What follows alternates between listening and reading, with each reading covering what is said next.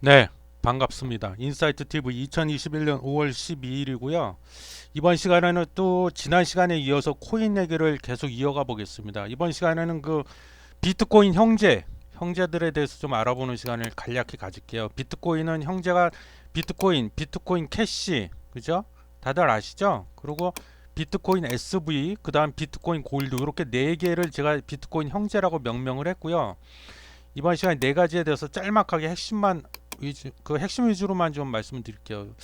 일단 비트코인은 뭐 워낙 유명하니까 다 아실 테고 코인 게임의 기축 통화다 이렇게 불리고 있죠. 발행량 2,100만 개로 제한이 돼 있고. 근데 비트코인 캐시가 있어요. 비트코인 캐시. 비트코인 형제들 중에 장남이라고 할게요. 바로 밑에 동생. 이거는 이제 비트코인에서 하드포크, 즉 분리가 된 건데 2017년도에 하드포크가 됐습니다. 그래서 채굴업체 중국이죠. 아마 이게 비트메인 유명하죠. 비트메인 중심으로 하드포크가 일어나서 이제 탄생하게 된 비트코인 캐시인데요. 비트코인의 바로 밑에 동생격이라고 보면 되겠죠. 그래서 탄생한 배경을 보면 이게 결제 속도 때문에 그래요. 비트코인은 결제 속도가 다 좋은데 너무 느립니다. 그래서 비트코인으로 우리가 결제를 하잖아요. 그러면 이게 처리를 하는데 1시간 정도가 소요된다고 해요. 굉장히 느리죠. 그래서 이게 너무 느리고 답답하다 보니까 좀 속도를 올리는 수 있게 하기 위해서 좀 결제 속도를 빠르게 하기 위해서 비트코인 캐시가 나온 거고요. 하드포크가 된 거고. 그래서 참고로 비트코인의 결제 처리 용량은 비트코인의 8배고요. 2018년도 3년 전이죠. 이때는 32배로 증가가 돼 버렸어요. 그래서 그렇고 근데 이게 비트코인과 비트코인 캐시에 있어서 결제 수단으로서의 가치만을 놓고 비교를 해본다면 어느 쪽이 가치가 더 높냐? 결제 수단으로서의 가치예요. 그래서 이거는 뭐 다 눈치채셨죠? 여러분들 다 똑똑하시니까. 서 처리 용량이 엄청 빠르기 때문에 비트코인 캐시의 가치가 당연히 더 높죠. 결제 수단으로서의 가치만 놓고 보면 그렇다는 거서 참고로요. 좀 더 보면은 비트코인은 1초 동안에 1초 똑딱하는 1초 동안에 처리가 가능한 결제 건수가 7건 정도밖에 안 됩니다. 7건. 근데 비트코인 캐시는 61건.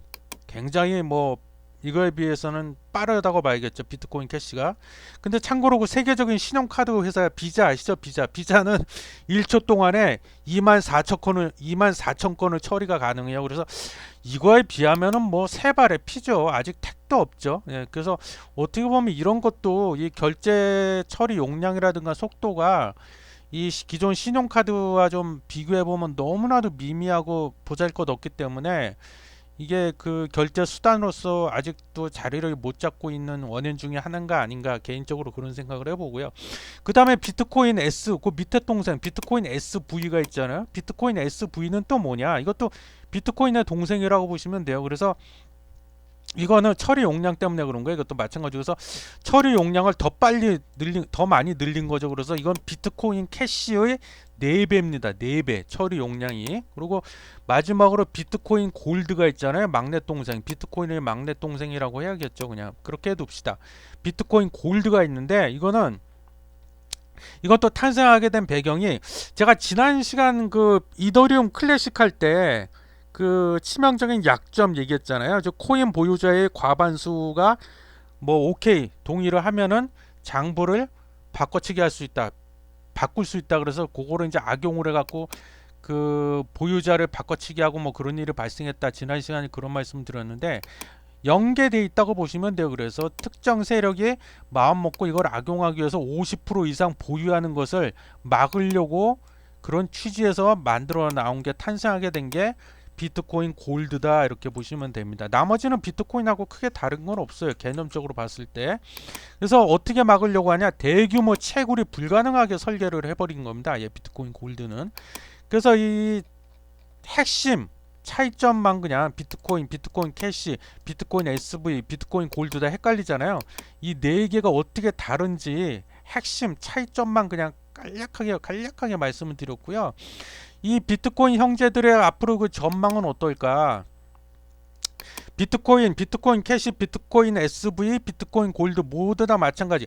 결제 수단으로서의 가치는 확률적으로 봤을 때 좀 하락할 확률이 높다. 왜 그러냐면 이게 갈수록 채굴하기가 이제 어려워질 것이기 때문에 그렇다. 그리고 채굴에 필요한 막대한 전력량도 이게 장애 요소다. 그래서 뭐 들리는 얘기에 의하면은 이 채굴업체들이 다 파라과이 있잖아요. 파라과이. 저 어디 붙어 있는 나라인지도 모르겠어. 뭐 남미 쪽에 있다고 그런 것 같은데 파라과이라는 나라로 다 몰려가 가지고 거기가 아마 전 세계에서 전기 요금이 제일 싸대요. 싼가 봐요. 전기 요금이. 그러다 보니까 비용을 아끼려고 이게 채굴하기가 점점 이제 힘들어집니다. 여러 가지 이유 때문에 힘들어지고 있는데 그 중에 하나가 이제 막대한 전기 요금 때문에 그러죠. 어마어마한 전기 요금. 그래서 파라과이로 또 잔뜩 몰려가 있대요. 채굴업체들이 파라과이로. 뭐 그런 얘기도 좀 들리고 있고 그래서 채굴하기가 점점 힘들어지죠. 근데 이 또 다른 면에서 생각을 해보자면 채굴하기 힘들다는 거는 뭐예요? 채굴하는 양이 줄어든다는 얘기잖아요. 감소한다.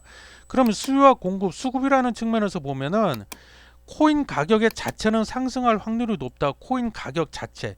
결제 수단으로서의 가치는 떨어지겠지만 코인 가격의 자체는 수급이라는 측면에서 보면 상승할 확률이 높다. 그래서 우리가 코인 투자하시는 여러분들 입장에서는 너무 이게 비관적으로 생각할 일은 아니고 어떻게 보면 갈수록 채굴하기가 어려워진다는 것은 호재일 수도 있다. 수급이라는 측면에서 코인 가격이라는 측면에서 보면 상승할 확률이 높다. 그래서 그거에 우리가 좀 희망을 가져볼 수 있다 그거죠. 그래서 참고로 비트코인 캐시 같은 경우 보면 이게 지금 그 빗썸에 나와 있는 그 차트인데요.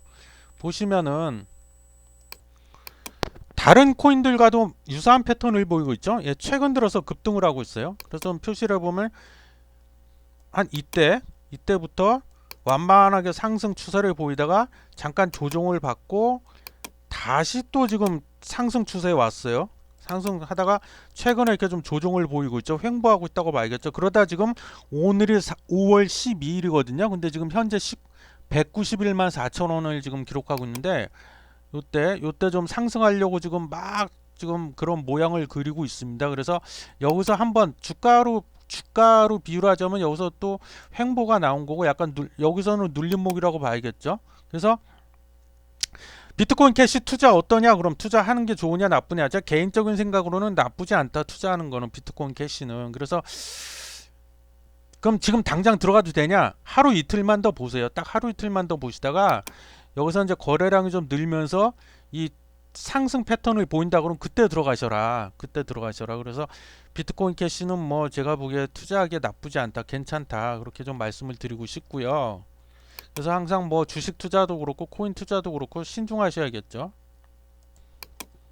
그리고 끝으로 요 말씀만 드리고 끝낼게요. 그 아까 얘기했던 제가 비트코인 형제 뭐 비트코인 캐시, 비트코인 SV, 비트코인 골드 이렇게 네 개를 쭉 말씀드렸는데 굳이 이 네 개 중에서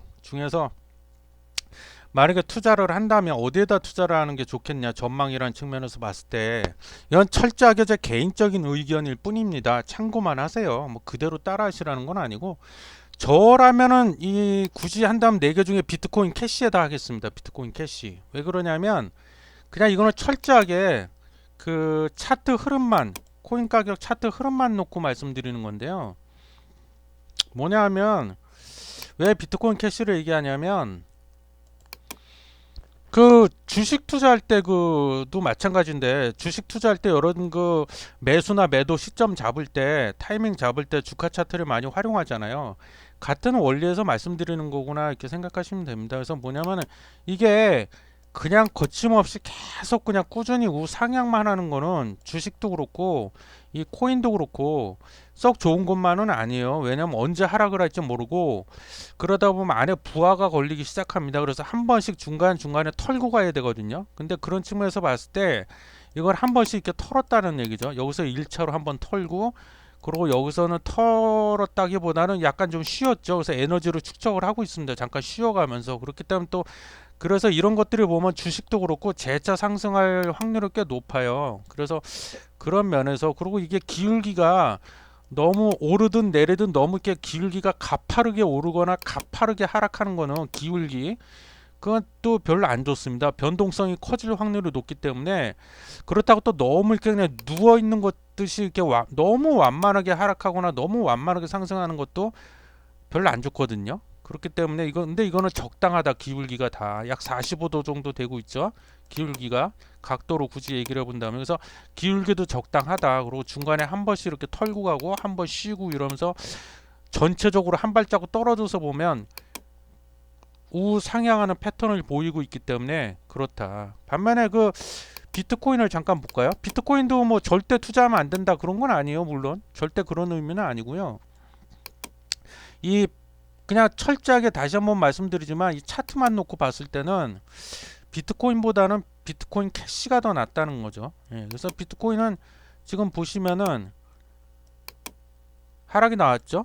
그러다가 재차 상승하나 싶다가 한번 꺾여서 지금 옆으로 이렇게 거의 수평선에 가깝잖아요. 횡보하고 있기 때문에 이런 거는 제 경험상 봐도 확률적으로 봤을 때 재차 상승할 확률이 그렇게 높지 않다. 그리고 재차 상승을 해도 그렇게 뭐 크게 상승할 확률이 높지 않다. 확률적으로 봤을 때.